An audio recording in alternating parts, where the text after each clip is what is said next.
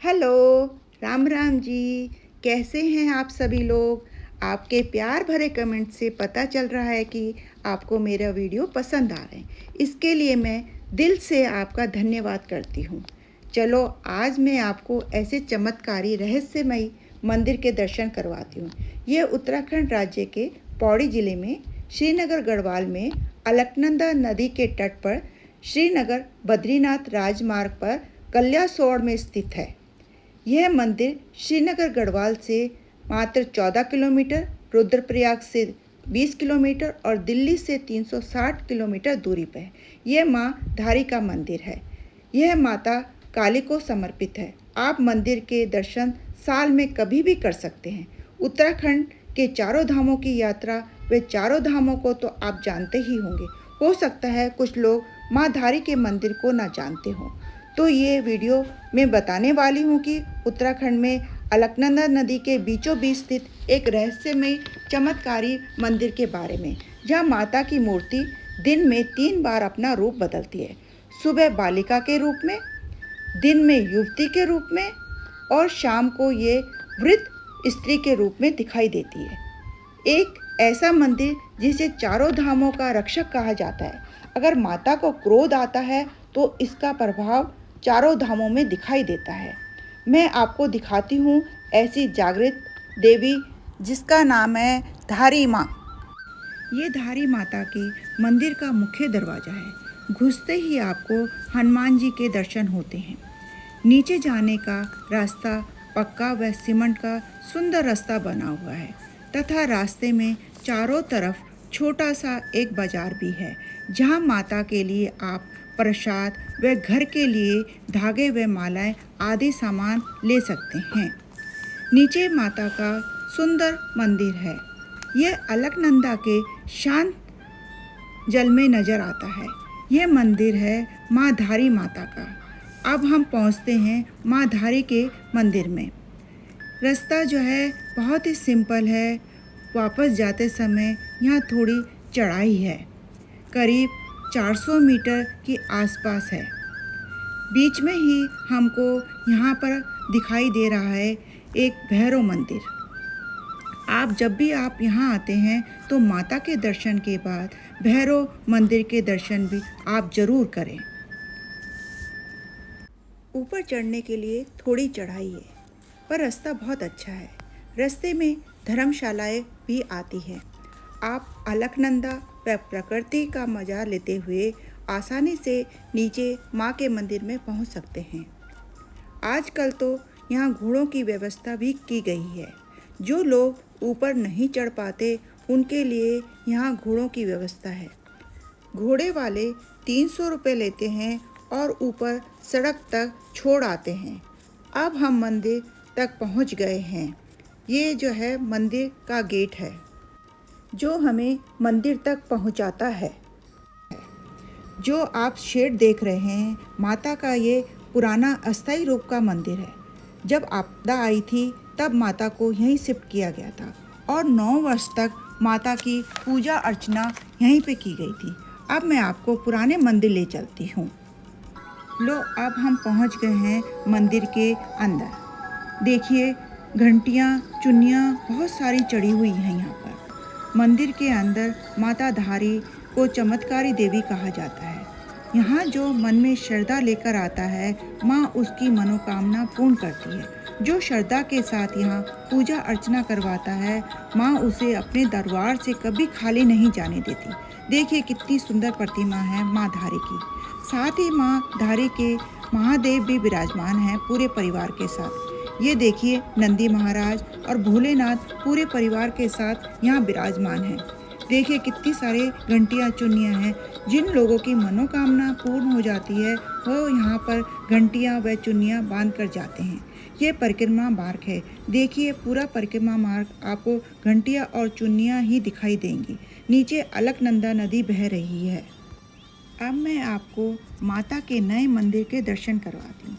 ये माता का नया मंदिर अभी 28 जनवरी 2023 में ही बनकर पूरा हुआ है और माता को अपने स्थान पर बैठा दिया गया है। पहले उधर था माता के जाने का रास्ता, अब नया रास्ता जो है इस साइड से बना है। ये है मुख्य द्वार। ये माता का बहुत ही सुंदर और विशाल मंदिर है। इस मंदिर को बहुत ही अच्छे कलर से सजाया गया है। ये माता का बहुत ही सुंदर मंदिर बनकर तैयार हुआ है। अब मैं आपको अंदर ले चलती हूँ। 28 जनवरी 2023 में माता को अपने मूल स्थान पर रखा गया। अब यहीं पे इसकी पूजा अर्चना होती है। देखो माता कितनी खुश नज़र आ रही है। यहाँ पर घंटियाँ और श्रीफल चढ़ाया जाता है। माँ धारी का मंदिर चारों ओर से पर्वत घाटियों से घिरा अलकनंदा नदी के बीच में बसा एक सुंदर मंदिर है। अब मैं आपको माँ धारी की एक कथा सुनाती हूँ। माता धारी देवी 7 भाइयों की इकलौती बहन थी। 7 भाइयों से वो अत्यंत प्रेम करती थी। वह स्वयं उनके लिए अनेक प्रकार के खाने के व्यंजन बनाती थी और उनकी सेवा करती थी। ये कहानी तब की है जब माता धारी देवी केवल 7 साल की थी, परंतु उसके भाइयों को ये पता चला कि उनकी इकलौती बहन के ग्रह उनके लिए खराब हैं, तो उनके भाई उनसे नफरत करने लगे। वैसे माता धारी देवी के 7 भाई माँ धारी देवी से बचपन से ही नफरत करते थे, क्योंकि माँ धारी देवी का रंग सांवला था। परंतु माँ धारी देवी अपने 7 भाइयों को ही अपना सब कुछ मानती थी, क्योंकि उनके माता पिता जल्दी ही गुजर गए थे। इस कारण धारी देवी का पालन पोषण अपने भाइयों के हाथों से ही हुआ था। वे अपने भाइयों को ही अपना सब कुछ मानती थी। धीरे धीरे समय व्यतीत होता गया और धारी माँ के भाइयों की धारी माँ के प्रति नफरत बढ़ती गई। परंतु एक समय ऐसा आया कि माँ के 5 भाइयों की मौत हो गई और केवल 2 भाई जो शादीशुदा थे वो ही बचे। और उन 2 भाइयों की परेशानियां और बढ़ती गई, क्योंकि इन 2 भाइयों को ऐसा लगा कि कहीं हमारे 5 भाइयों की मौत हमारे इस बहन के ग्रह के कारण ही तो नहीं हुई है, क्योंकि उन्हें बचपन से ही पता था कि हमारी बहन के ग्रह हमारे लिए खराब हैं। और इन 2 भाइयों को अब डर सताने लगा कि कहीं अब हमारी बारी तो नहीं। और इन 2 भाइयों ने साथ में विचार विमर्श किया कि अपनी इस बहन को मार दिया जाए, और उन्होंने अपनी पत्नियों के साथ भी इसकी सलाह की। पत्नियों ने भी यही कहा कि वह अपनी बहन को मार दे, और उन दोनों भाइयों ने वही किया। दोनों भाइयों ने जब धारी माता को मारा तो वह केवल 13 साल की थी। दोनों भाइयों ने उसका सिर उसके धड़ से अलग कर दिया और उसके मृत शरीर को रातों रात नदी के तट में प्रवाहित कर दिया, और इस कन्या का सिर वहाँ से बहते बहते कल्यासौड़ के धारी नामक गांव में आ पहुँचा।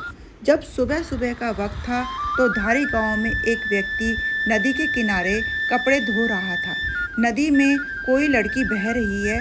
उस व्यक्ति ने उस लड़की को बचाना चाहा, परंतु वह डर गया, क्योंकि नदी का बहाव बहुत ज़्यादा था। उसने सोचा कि मैं जो इसमें जाऊंगा तो मैं स्वयं ही डूब जाऊंगा। परंतु अचानक एक आवाज़ आई उस कटे हुए सिर से कि तू घबरा मत, मुझे यहाँ से बचा ले।